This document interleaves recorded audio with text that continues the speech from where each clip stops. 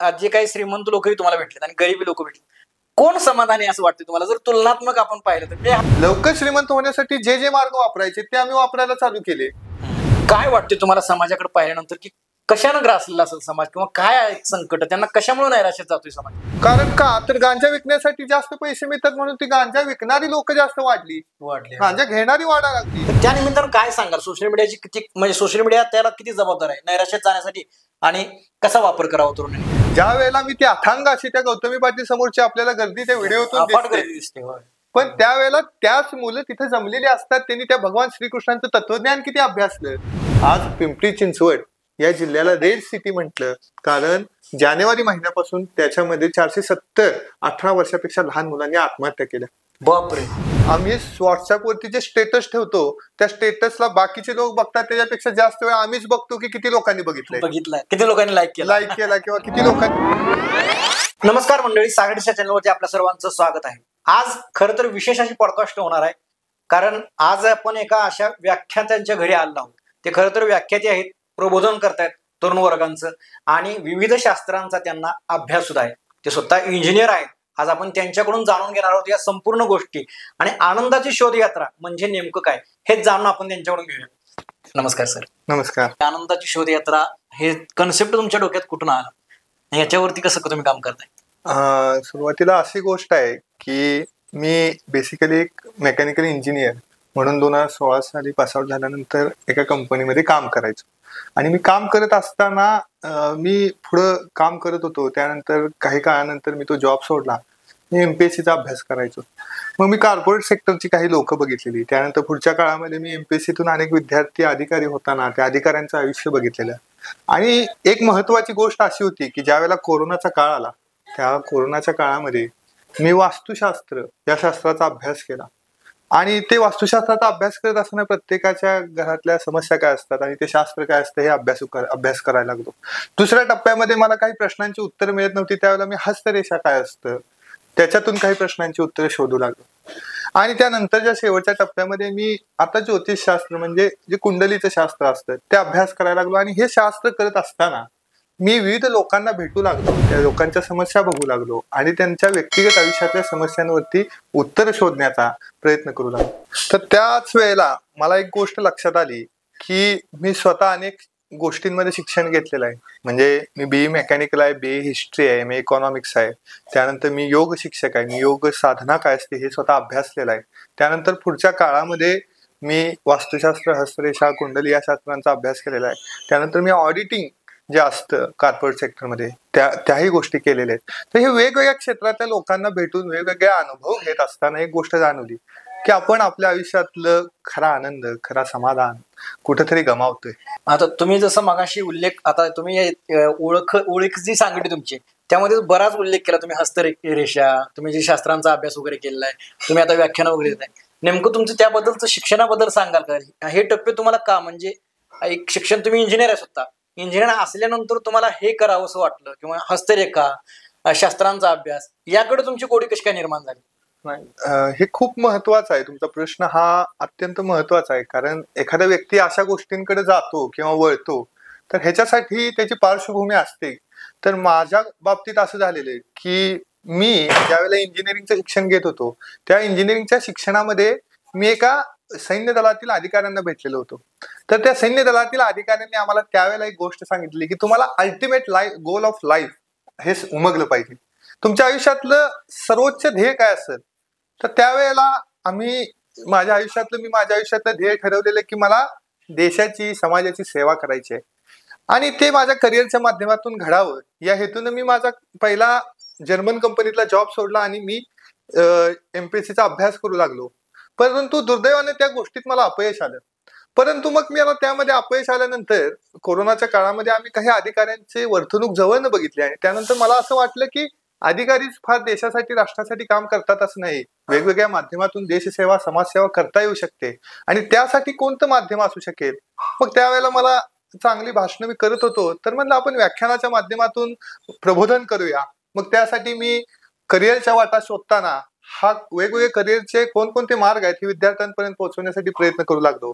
दुसऱ्या बाजूला अनेक लोक समाधानी आहेत ह्या शास्त्रांच्या माध्यमातून अभ्यास केल्यावर समजलेलं, मग त्यांना त्या व्यक्तिगत आयुष्यातील अडचणी दूर करण्यासाठी त्यांना कसा आधार देता येईल यासाठी त्यांना व्यक्तिगत समुपदेशन असेल किंवा दुसऱ्या माध्यमातून प्रबोधन असेल, हे गोष्टी करू लागलो.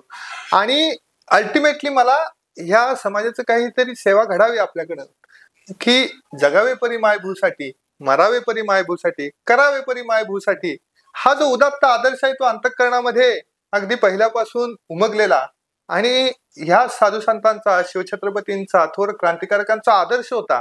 मग आपण काय देऊ शकतो? मग जे आपण समाजाला देऊ ते कालानुरूप असलं पाहिजे. आज समाजाची गरज काय आहे? तर मला हे दोन विषय वाटले की करिअरच्या वाटा शोधताना आणि आनंदाच्या वाटा शोधताना हे समाजाची गरज आहे, आणि त्या अनुषंगाने मी काम सुरू केलं आणि आज काम करतोय. आणि आपला व्यक्तिगत चरितार्थ नोकरीच्या माध्यमातून मी एका US कंपनीमध्ये काम करत हे करण्याचं काम करतोय. अगदी चांगलीच गोष्ट आहे. आता यात सलगच तुम्हाला या संपूर्ण तुमच्या प्रवासात एक सिद्धांत उमगला होता, तो असा कोणता सिद्धांत? अगदी बरोबर आहे. ह्यात एक सिद्धांत आता जो मी मगाशी त्याचा थोडासा उल्लेख केला की यशस्वी माणसं आनंदी असतीलच असे नाही, पण आनंदी माणसं यशस्वी असतीलच असे नाही. की यशस्वी असणारा व्यक्ती आपल्याला वाटतो की समाजाच्या दृष्टीने तो आनंदी आहे किंवा तो खूप समाधानी आहे, परंतु त्याची आर्थिक संपत्ती बघून आपण त्याला यशस्वी म्हणतो, परंतु तो यशस्वी जरूर असेल, परंतु तो आनंदी असेलच असे नाही. म्हणून एक गोष्ट नक्की की यशस्वी माणसं आनंदी असतीलच असे नाही, आनंदी माणसं यशस्वी असतीलच असे नाही, पण आम्ही आमच्या आयुष्यात यशस्वी बनण्याचा प्रयत्न नक्की करू. जर आम्ही यशस्वी होऊ शकलो नाही तरी आनंदी तरी नक्की बनू. हा सिद्धांत मला उमगला आणि हा सिद्धांतावरती माझा अभ्यास सुरू आहे. अजून काही नवीन गोष्टी उमगत जातील यातून. आता तुम्ही मगाशी सांगितलं की जवळजवळ 5,000 माणसापर्यंत तुम्ही पोहोचलेला आहात, 5,000 माणसांची हस्तरेखा वगैरे तुम्ही पाहिले. त्यातून तुम्हाला असं काय वाटतंय की माणूस आता जर आपण सध्या जगात जर बघायला गेलं, आपल्या देशात आपल्या आसपासची माणसं अगदी नैराश्यात आहेत. म्हणजे कोणत्या ना कोणत्या प्रकारचं त्यांना एक टेन्शन आहे, नैराश्य आहे. मग कौटुंबिक असेल, व्यावसायिक असेल, आर्थिक असेल, भरपूर टेन्शन असतात. पण त्यातून त्यांनी आनंद कसा शोधावा याबद्दल काय सांगा थोडक्यात? अगदी बरोबर आहे की मी त्यासाठी दोन उदाहरणं सांगेन की मी आपल्या निम्न स्तरापासून ते उच्च स्तरापर्यंतची दोन उदाहरणं सांगेन की देशातल्या 100 व्यक्तींमध्ये असणाऱ्या श्रीमंत व्यक्तीला मी भेटलो. मी ज्या वेळेला त्या व्यक्तीला भेटलो त्यावेळेला निमित्त मात्र हस्तरेषेच्या शास्त्राच्या माध्यमाचं होतं, आणि त्या माध्यमातून मी ज्या वेळेला भेटलो त्यावेळेला त्या व्यक्तीने सांगितले की वयाच्या 71व्या वर्षी माझा हात बघा आणि माझ्या आयुष्यात काय आहे ते सांगा. त्यावेळेला मी त्याचा हात बघितला आणि त्याचं अवलोकन केलं, आणि त्या व्यक्तीला मी जवळपास एक 15 ते 20 मिनिटं त्याच्यावरती बोलत होतो. ती व्यक्ती शांत चित्तानं ऐकून घेत होती. आणि इतक्या श्रीमंत असणारी व्यक्ती एका पब्लिक लिमिटेड कंपनीची, जी कंपनी शेअर मार्केट लिस्टेड आहे अशा कंपनीची ती डायरेक्टर व्यक्ती होती, आणि त्या व्यक्तीनं 15 मिनिटं गोष्टी ऐकून घेतल्या. आणि त्यानंतर त्या व्यक्तीला मी विचारले की तुम्ही मला एखादा प्रश्न विचारा, आता मी त्या प्रश्नावरती बोलेन. त्यावेळेला त्या व्यक्तीनं तिथंच शेजारी बसलेल्या मुलाकडं हात दाखवला आणि सांगितलं की हा माझा मुलगा आहे आणि याचा हात तुम्ही बघा. गोष्ट अशी होती की तो मुलगा मतिमंद होता, समाजाच्या दृष्टीने तो यशस्वी होता, परंतु त्याच्या मागे दुःख असणार हे समाजाला माहित नव्हतं. त्यामुळं ही गोष्ट महत्वाची आहे की आपण एखाद्या व्यक्तीला यशस्वी म्हणत असताना तो आनंदी असेलच असं नाही. दुसरा उदाहरण माझी सांगेन की मी काही पालघरच्या ठिकाणी एक वाडा नावाची MIDC आहे, तिथं त्या वाडाच्या MIDC मध्ये मी काही कामानिमित्त गेलेलो होतो, आणि तिथं काही नेपाळवरून कामगार आलेले होते. ते नेपाळच्या कामगारांशी माझा बोलण्याचा योग आला आणि मी मुद्दामून त्यांच्याशी संवाद साधला.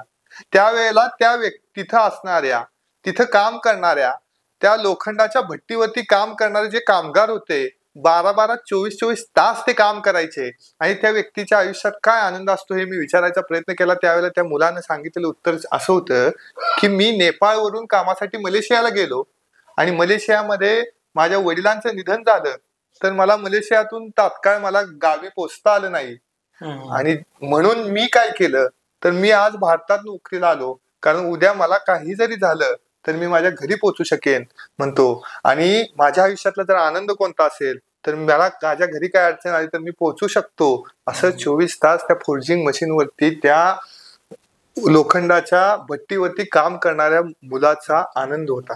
म्हणजे आपण किती सुखात जगतो याची जाणीव त्यावेळेला होते ज्यावेळेला आपण त्या समाजामध्ये जाऊन मिसळतो, त्यांच्याशी संवाद साधतो.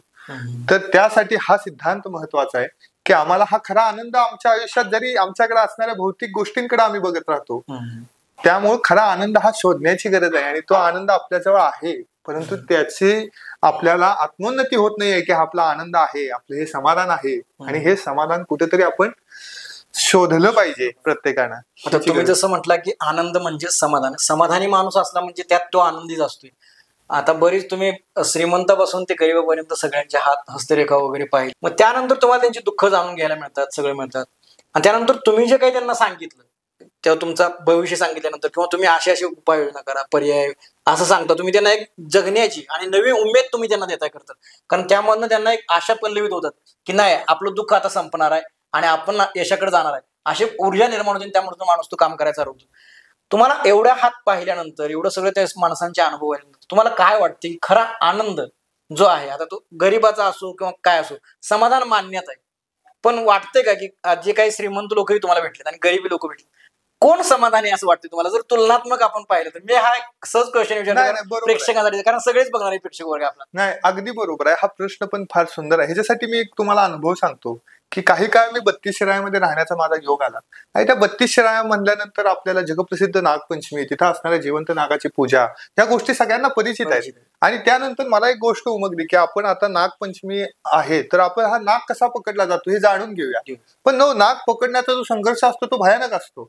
म्हणजे त्या चांदोली धरणाच्या बाजूचे जे तो भाग आहे कोकणाचा, तर त्या भागामध्ये जाऊन आपल्याला बांधानं पहिल्यांदा नागाची बिळं सोडकायची असतात आणि आपण गाडी लावल्यापासून 5-7 किलोमीटर आत अंतरावरती चालत डोंगर माथ्यानं त्या भाताच्या शेतीची जे मोठे मोठे बांध असतात तिथून आपल्याला तो नाग शोधायचा असतो. मीही हौसेने गेलेलो होतो, तिथं नाग शोधायचा प्रयत्न करत होतो. प्रयत्न म्हणजे मी फक्त बिळ शोधत होतो, परंतु माझ्या बरोबरच्या सहयोगी होते, त्यांच्या बरोबर हे कसं पकडलं जातं हे आनंद हे शोधण्याचा मी प्रयत्न करत होतो. हे जाणून घेण्याचा प्रयत्न करत असताना मला एक गोष्ट उमगली की आम्ही दिवसभर तिथं फिरत होतो. 4-5ची वेळ झालेली, पोटामध्ये कडाडून भूक लागलेली, कारण जिथे जात असताना आपल्याला डबा वगैरे काहीही नेता येत नसतं. पूर्ण गुडघ्यापर्यंतचा चिखल असतो आणि रणरणता पाऊस असतो, प्रचंड मोठा पाऊस, आणि त्यामध्ये आपल्या खिशामध्ये, रेनकोटच्या खिशामध्ये थोडेसे 1-2 चपात्या घेऊन जायचं आणि दिवसभर नाग शोधायचा. नाग मिळाल्यानंतर तो नाग घ्यायचा, तो घेऊन यायचा, तो आनंद विलक्षण असतो. परंतु तिथं एक गोष्ट अशी घडली की तिथं त्या डोंगर माथ्यावरती, तिथंच एका शेतामध्ये एक छोटीशी झोपडी होती आणि त्या झोपडीपाशी आम्ही गेलो. आणि त्या झोपडीपाशी गेल्यानंतर तिथं आम्ही त्या झोपडीच्या बाहेर थांबलेलो होतो, पाऊस पडत होता. तर तिथं असणाऱ्या माणसानं आम्हाला आत बोलवलं. आत बोलवल्यानंतर आत गेलो.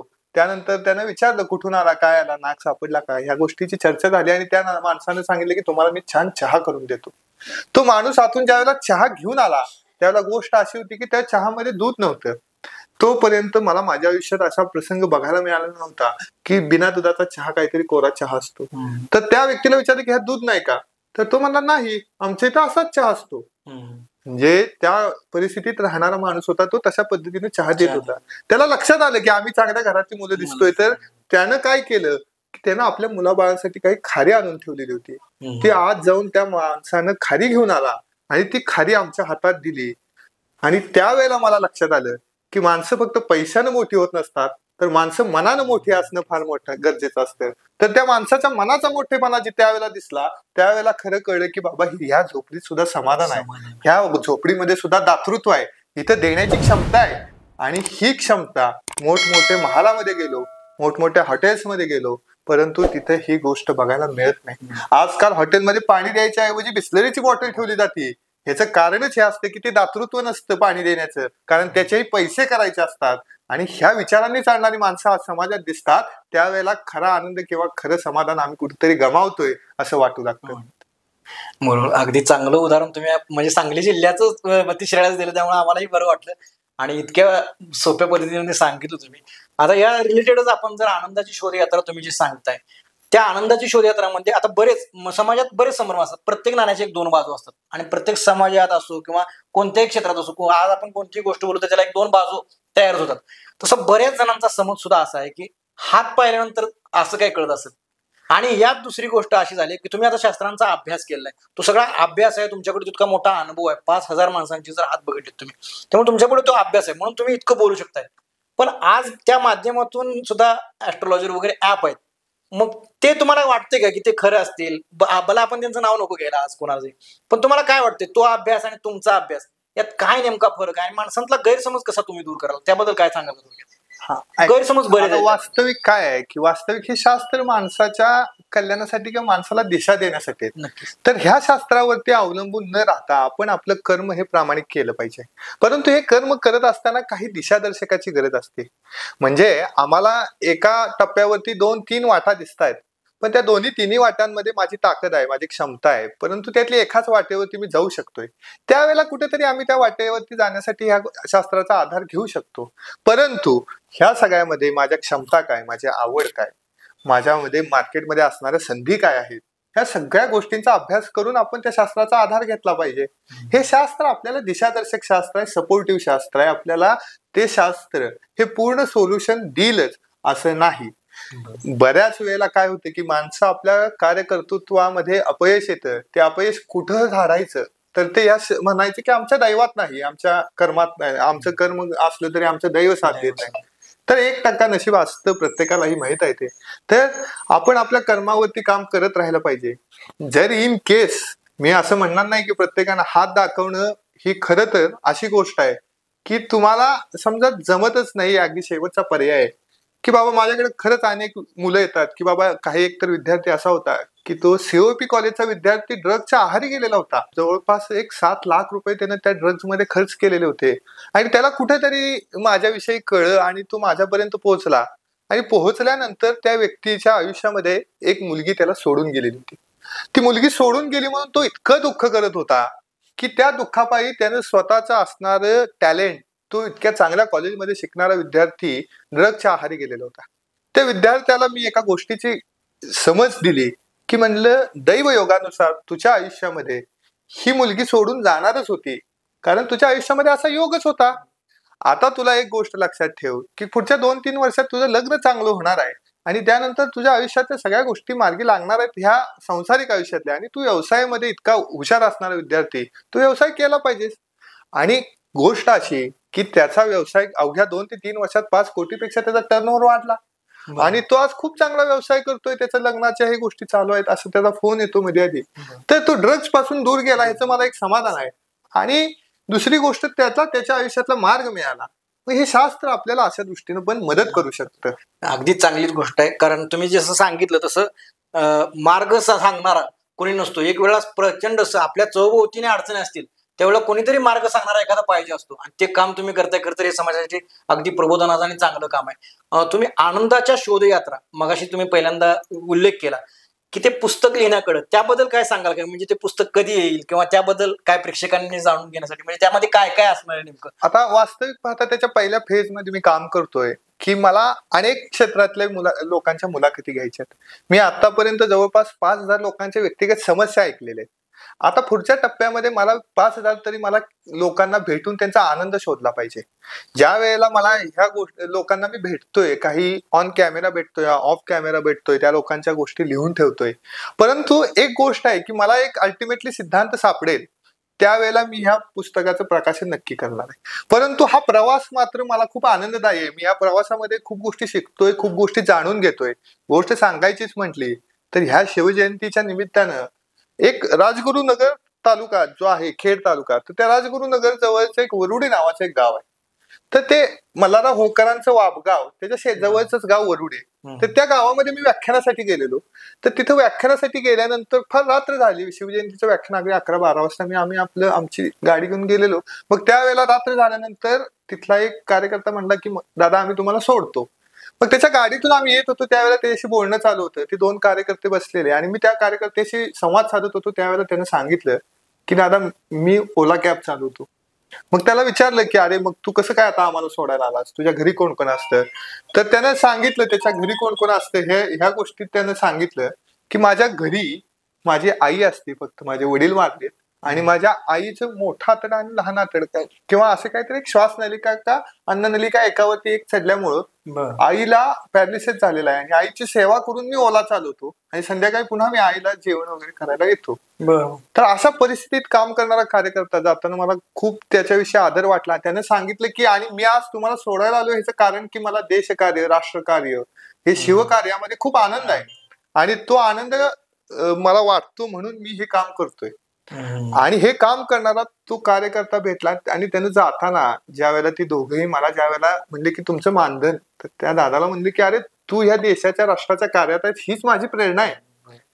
तर असे अनुभव मी कथन करतोय, लेखन करतोय, हे अनुभव मिळत आहेत. तोपर्यंत ज्या वेळेला असं होईल की बाबा आता हा डेटा अत्यंत समाजासाठी गरजेचा उपयुक्त अनेक सिद्धांत मिळालेले आहेत, त्यावेळेला आपण त्या प्रकाशनाकडे नक्की जाऊ. पण अशा अनुभव तर याचं संकलन सुरू आहे.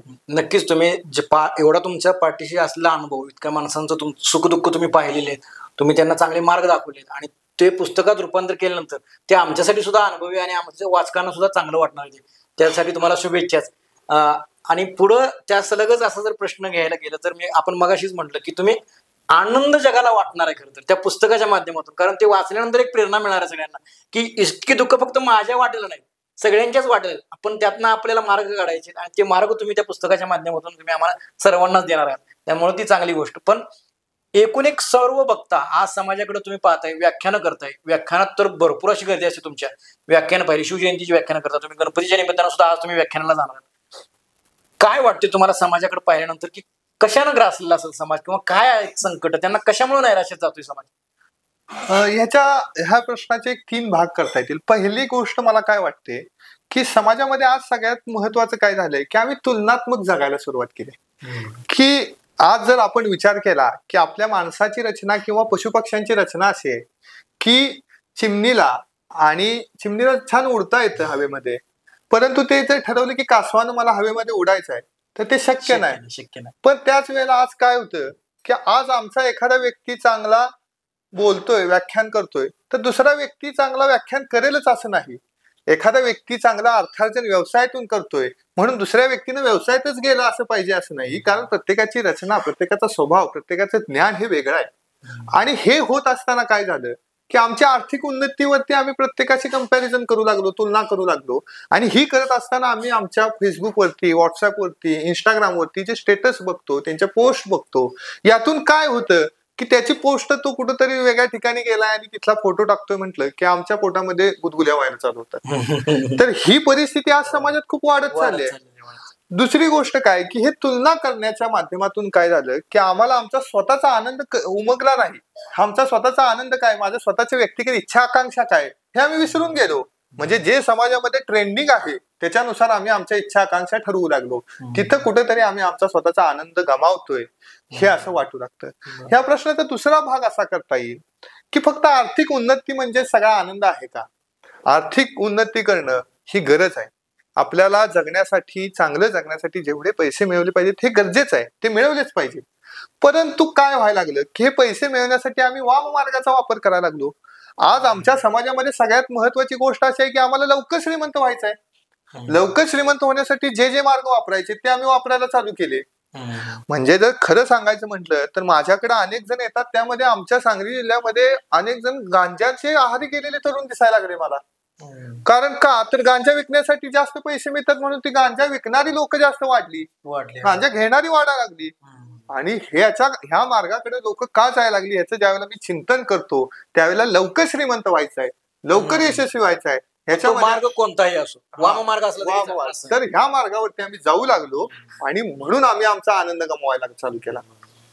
तिसरी गोष्ट अशी की आमची नैतिक मूल्य काय असतात, आम्हाला जे संस्कार आहेत, आमच्या धर्माचे संस्कार असतील, आमच्या संस्कृतीचे संस्कार असतील, तर ज्या वेळेला मला आमच्या दहीहंडीच्या ठिकाणी गोपाळकृष्णाचा काला असतो, तिथं ज्या वेळेला गौतमी पाटीलचा ज्या वेळेला आम्ही डान्स बघतो त्यावेळेला आम्हाला कळतं की आम्हाला आज ह्या गोष्टी आवडायला लागल्यात.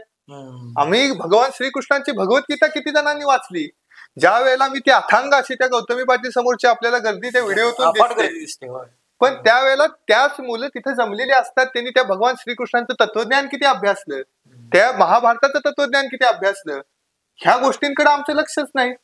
आणि मग जर आम्ही अशा भौतिक गोष्टींकडे बघू लागलो की आमच्याजवळ असणारी 4 व्हीलर कोणती, आमच्याजवळ असणारा आयफोन कोणता आणि आमच्याजवळ असणारे दागदागिने कोणते, ह्याच्यावरती जर आम्ही आमच्या आयुष्यातले यशस्वीपणा आणि आनंदीपणा जर मानू लागलो तर आम्हाला नक्कीच नैराश्य येणार आहे आणि आनंद आमचा गमावणार आहे. म्हणून आमची नैतिक मूल्य, आमचे संस्कार आणि आम्हाला आमच्या व्यक्तिगत इच्छा, अपेक्षा, आकांक्षा काय आहेत हे ज्या वेळेला उमगत जाईल त्यावेळेला खरा आनंद समाधानाचा मार्ग आपल्याला उमगणार आहे. त्यामुळे समाजाला ह्या गोष्टींची गरज आहे असं वाटत राहतं. तुम्ही जसं मी तुम्हाला आता विचारलं की समाज का दुःखाकडे चाललाय, आपण नंतर उत्तर घेणारच आहोत की आनंद ज्याच्यात आहे ते आपण उत्तर घेऊ. ह्याला रिलेटेड तुम्ही बोलल्यामुळे एक प्रश्न असा की सोशल मीडियाचा तुम्ही मध्ये उल्लेख केला, तर सोशल मीडिया खरंच कारणीभूत त्याला तो ठरतोय का? आणि सोशल मीडियाचा वापर आता तुम्ही तरुणांना व्याख्यान देताय, तरुणांना एक चांगली दिशा दर्शवताय, तोही आपण भाग घेणारच आहोत. तर त्या निमित्तानं काय सांगाल, सोशल मीडियाची किती म्हणजे सोशल मीडिया त्याला किती जबाबदार आहे नैराश्यात जाण्यासाठी आणि कसा वापर करावा तरुणांनी, याबद्दल थोडं मार्गदर्शन. आता काही दिवसांपूर्वी एक डिटॉक्स नावाचं पुस्तक याची समरी मी काही ऐकत होतो. तर आजची जी परिस्थिती आहे की समाजामध्ये असं झालेलं आहे की 18 वर्षापेक्षा जास्त तरुणाई कंटेंट क्रिएशन ह्या व्यवसायामध्ये येत चाललेली आहे आणि हा व्यवसाय ते स्वीकारतायत. वयवर्ष 10वी आणि 12वीच्या मुलाकडे असणारं ज्ञान, त्याचा अभ्यास आणि त्याचा आवाका हा बघता कुठंतरी आपण छिन्न विषन्न असे डान्स करायचे, नृत्य करायचे आणि ती नृत्य कुठेतरी इंस्टाग्रामवरती टाकायचे आणि त्याला किती व्ह्यूज येतात ह्याच्यावरती माझं सक्सेस ठरवायचं, ह्याच्यावरती माझा आनंद ठरवायचा आणि जर त्याला लाईक्स कमी मिळाले तर मी नैराश्यात जायचं. हा प्रकार तरुणाईमध्ये वाढत चाललाय. दुसरी गोष्ट काय की सोशल मीडिया किंवा व्हॉट्सअप, फेसबुक, युट्यूब ह्याची रचनाच अशी आहे की ह्या गोष्टींकडे तुम्ही वारंवार आकर्षित झालं पाहिजे. ह्याच्यामध्ये एक अल्गोरिदम सेट केलेला आहे की तुम्ही ज्या गोष्टींना लाईक करता त्याच गोष्टी तुम्हाला पुढे पुढे येत राहणार आहे. तर तुम्ही कुणाला लाईक करायचं हा प्रश्न तुमच्या समोरचा आहे. आपले आदर्श कोण असावे हे विसरले जातात. तर आमच्या समोरचे रोल मॉडेल्स आम्ही विसरत गेलो आणि मग त्यानंतर आम्हाला सोशल मीडियावरचे रोल मॉडेल्स आवडायला सुरुवात झालेली आहे. तर सोशल मीडिया वापरण्याचा आमच्याकडे एक वेळ असली पाहिजे की दिवसातला अर्धा तास, 1 तास मी सोशल मीडियावरती डिजिटल प्रेझेन्स, आज ह्या गोष्टीचं अनन्यसाधारण महत्व आहे कारण सगळ्या गोष्टी नेट थ्रू होत आहेत आणि आपल्याला ऑनलाईन राहणं ही गरज असेल तर आपण 1 तास दिवसातला दिला तर आपला स्क्रीन टाइम वाचेल. आज प्रत्येकानं सगळ्यांनी जागृत होऊन आपला स्क्रीन टाइम बघण्याची गरज आहे की आपण किती वेळ स्क्रीनवरती असतो. दुसऱ्या बाजूला आम्ही व्हॉट्सअपवरती जे स्टेटस ठेवतो त्या स्टेटसला बाकीचे लोक बघतात त्याच्यापेक्षा जास्त वेळ आम्हीच बघतो की किती लोकांनी बघितलं, किती लोकांनी लाईक केला किंवा किती लोकांनी बघितला. तर ही परिस्थिती आजची आहे. म्हणजे आम्ही त्या सोशल मीडियाच्या आहारी किती गेलोय हे गोष्ट आपल्याला लक्षात येईल की मला वाटतं की माझ्याकडे जे जे यशस्वी लोक आहेत आणि आनंदी सुद्धा आहेत किंवा जे लोक पॅशनेट आहेत त्या लोकांनी कधी मी ठेवलेलं तरी स्टेटस बघितलेलं नाही. म्हणजे ते लोकांना वेळच नाहीये की आपण कुणाचं स्टेटस बघावं कारण ते चांगले विचार आत्मसात करावे. जर आपल्याला जर स्टेटस बघायचंच असेल तर एखादा आपल्यातलाही चांगला विचारवंत असतो की बाबा त्या माणसानं कळतं की समाजाला काय दाखवायचं आहे तर ते स्टेटस आपण बघितले पाहिजेत आणि ते बघायलाही हरकत नाही. परंतु आपण त्याला देणारा वेळ हा मर्यादित असला पाहिजे. आपला स्क्रीन टाइम हे आजची खूप मोठी समस्या आहे आणि त्यातून येणारं नैराश्य.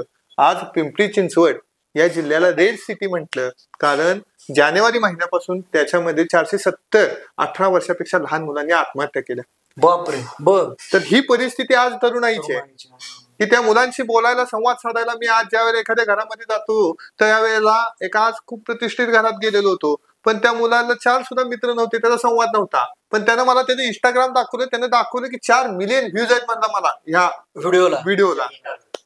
तर एका व्हिडिओला 4 मिलियन घेणाऱ्या माणसाला 4 मित्र सुद्धा नव्हते. मग तो विद्यार्थी, तो मुलगा खरोखर नैराश्यात जातोय आणि त्याच्या घरातील सुद्धा असणारं त्यांचं टेन्शन मी बघितलेलं आहे. त्यामुळे सोशल मीडियाचा वापर हा अत्यंत चतुराईनं करणं, कारण त्याची रचनाच इतक्या चतुराईनं केली की आपण त्यात अडकत जावं, तर त्याच्यावर 4 पावलं पुढे विचार करण्याची गरज आज निर्माण झाली. तुम्ही आता जसं सोशल मीडियाचं सांगितलं की सोशल मीडियामुळे नैराश्यात जातात, म्हणजे आपल्यातला 90% युवा भारतातला हा सोशल मीडियावरती त्या आविर्भावात, त्या आभासी दुनियेत गुंतलेला आहे. एखाद्याला वाटतंय की बाबा मला समजतो सुद्धा कधी कधी की आपण सोशल मीडियात इतकं गुंतलोय पण ते अंगवळणी पडलंय आणि सवय झाली. तुम्ही जसं मगाशी म्हणला स्क्रीन टाइम सगळ्यांचाच वाढलेला आहे, त्यातून बाहेर यायची त्यांना इच्छा असते पण अंगवळणी पडल्यामुळे ते बाहेर येत नाही. त्याला त्या आभासी दुनियेत जगायची सवय होती. त्यांना बाहेर येण्यासाठी असं काय एखादं सांगाल का मार्गदर्शन? हो, नक्कीच.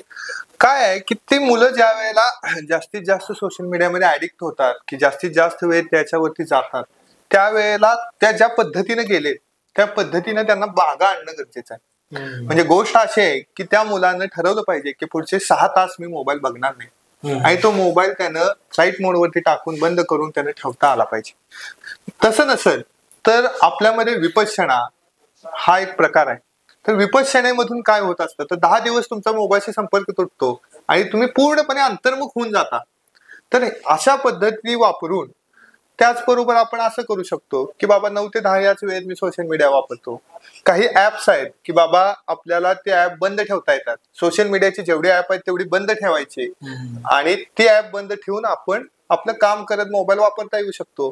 तर तसे काही उपाय करू शकतो. त्यानंतर आपण आपल्या मोबाईलला एक अलर्ट, स्क्रीन अलर्ट लावू शकतो की बाबा माझा टाइम आता 1 तास झालाय, 2 तास झालाय.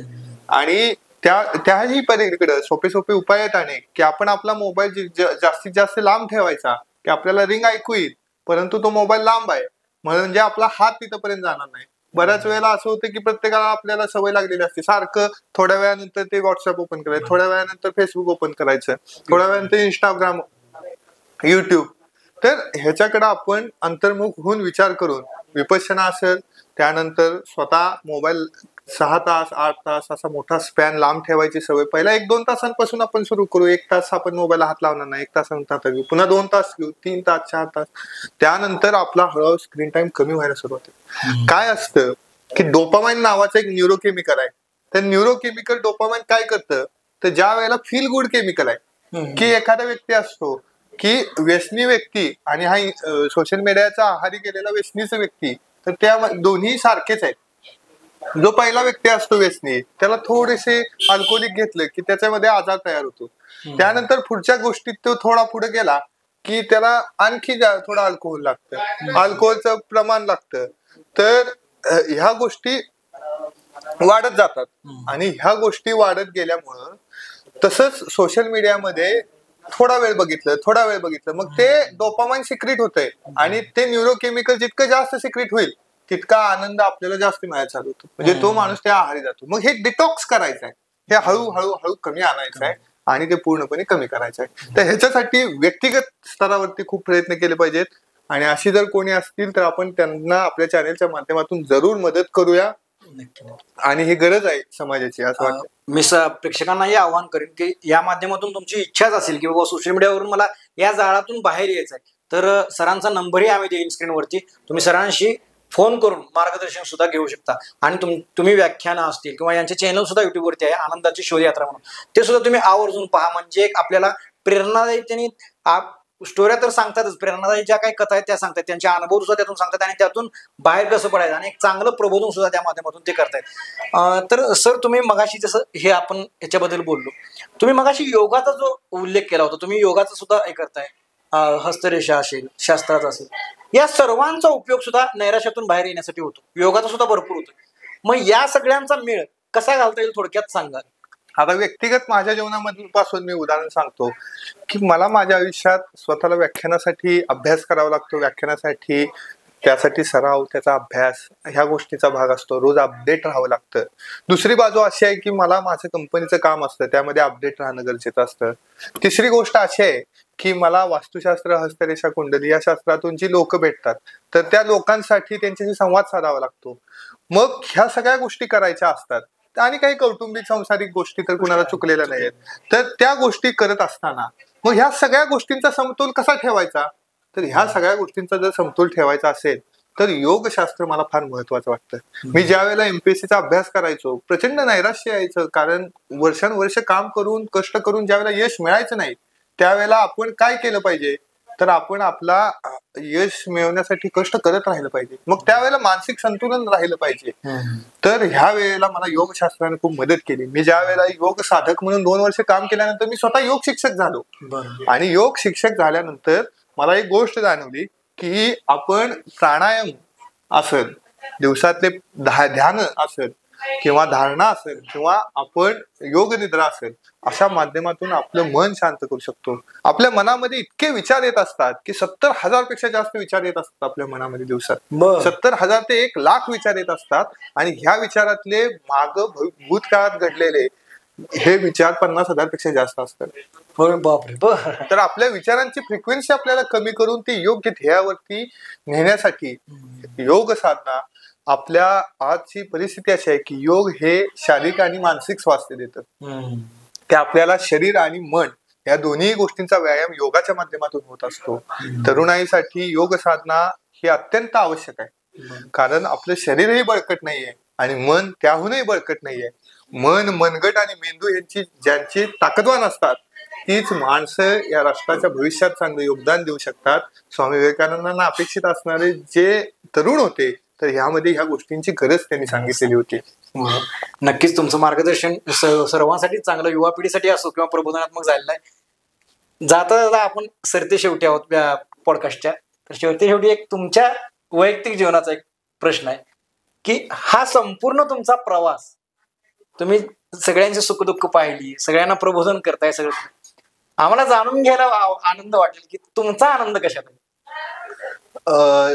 एक फार सुंदर श्लोक आहे की त्या श्लोकामध्ये आपल्या जीवनाचा उद्देश काय असला पाहिजे हे सांगितलेलं आहे.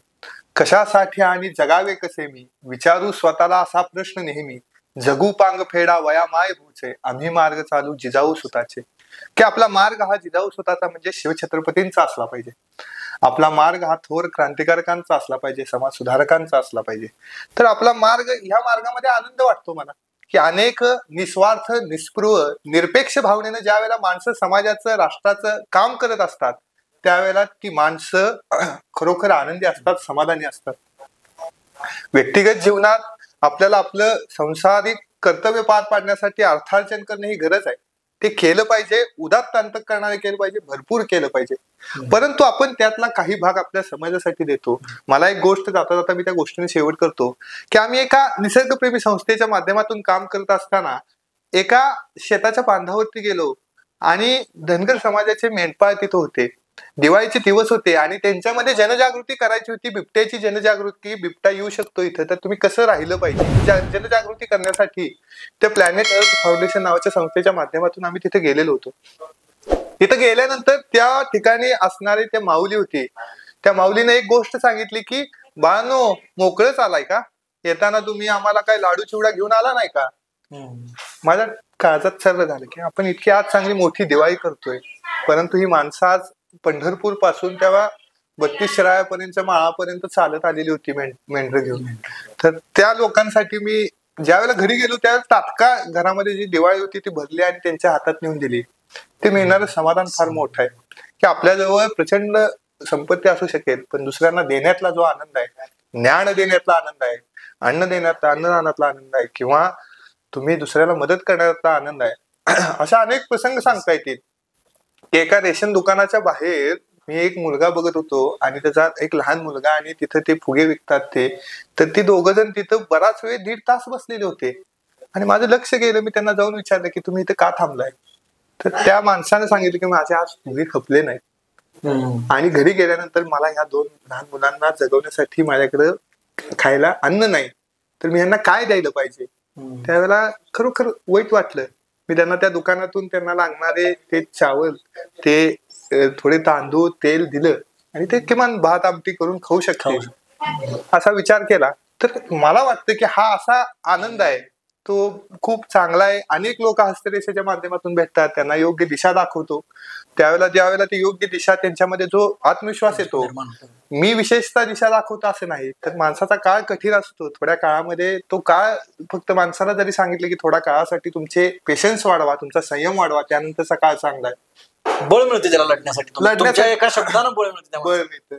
ज्या वेळेला तरुणांच्या समोर जातो आणि वेगवेगळे करिअरचे मार्ग दाखवतो आणि ते मार्ग दाखवल्यानंतर त्या विद्यार्थ्यांना एक दिशा मिळते, ताकद मिळते की आपण हे करू शकतो, अनेक उदाहरणं देतो. त्यावेळेला त्या विद्यार्थ्यांचा आत्मविश्वास सांगतो की आपण चांगलं काम करतोय, ते खूप आनंद देतं, समाधान देतं. तर अशा अनेक गोष्टी आहेत की त्या सांगता येतील, पण बराच वेळ मी बोलतोय, आपणही मनापासून ऐकताय, पण अशा अनेक गोष्टीतून आनंद मिळतो. आता तरी ह्या गोष्टीतून खूप आनंद मिळतोय म्हणून मनापासून करतोय. नक्कीच तुम्हाला आनंद मिळतोय, तो आनंद सर्वांनी घ्यावा. आणि तुम्ही जे सांगताय, तुम्ही जे प्रबोधन करताय ते खरंच आत्मसात केलं तर अगदी देशोन्नतीसाठी सुद्धा ते विचार अगदी महान ठरतील. आणि तुम्ही आम्हाला वेळ दिला आणि सरांचं बघितलं आपण संपूर्ण जर पॉडकास्ट पाहिली तर त्यात बघा, त्यांनी व्याख्यान करतायत, प्रबोधन करतायत, हस्तरेखा, शास्त्राचा सुद्धा त्यांना अभ्यास आहे, त्यांनी योगाबद्दल सुद्धा सांगितलं. म्हणजे अगदी संपूर्ण गोष्टी त्यांना माहित आहेत, त्यामुळे त्यांच्याकडे अनुभव दांडगा आहे, त्यामुळं योग्य असं मार्गदर्शन सुद्धा तिथे करतायत. तुम्हाला संपर्क जर सरांशी करायचा असेल तर आम्ही तुम्हाला डिस्क्रिप्शन मध्ये नंबर नक्कीच येतो. आणि आनंदाची शोधयात्रा हा त्यांचा युट्यूब चॅनल आहे, त्या चॅनलवरती सुद्धा जाऊन तुम्ही भेट देऊ शकता. आणि सरांचा जो उद्देश आहे तो तुम्हाला नक्कीच समजेल. आजच्या पॉडकास्टमधून आम्ही त्यांना जाणण्याचा प्रयत्न केला आणि तुम्हाला ते सांगण्याचाही प्रयत्न नक्कीच केला आणि तो तुम्हाला नक्कीच समजला असेल. तर सर तुम्ही आम्हाला तुमचा मौल्यवान असा वेळ दिला त्याबद्दल मनापासून धन्यवाद.